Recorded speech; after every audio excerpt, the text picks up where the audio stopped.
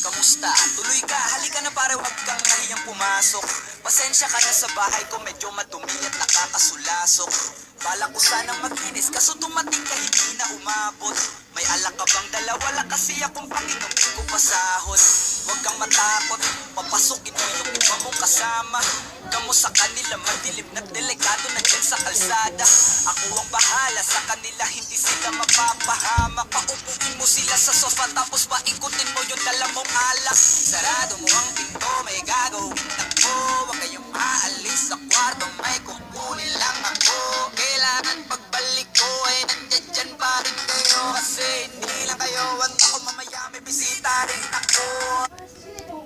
Kikilos ng masama, kung ayaw yung isa sa inyo ang tumumba at isa sa inyo ang tumaba. Lahat ng ito ay plinano ko una pa lang, hindi nyo ba nahahalata? Humanda na kayong mamatay sa kamay ko ngayon ay wala na kayong kawala.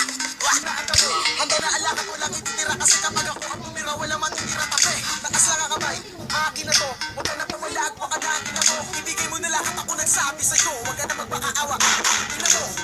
Ano, isa ka ba? Sige, gumalaw ka na kakaiba. Hindi na ako magbabago ng isip, kasi mamaya susunod na kita. Susunugin ka ng nagbabagang apoy hanggang sa mangamoy ang iyong katawan. Sa dugoy lalangoy at kawawa amoy, namatay ka na walang nakakaalam. Ako na ang bahala, wala na konsensya kahit pa na magmakaawa.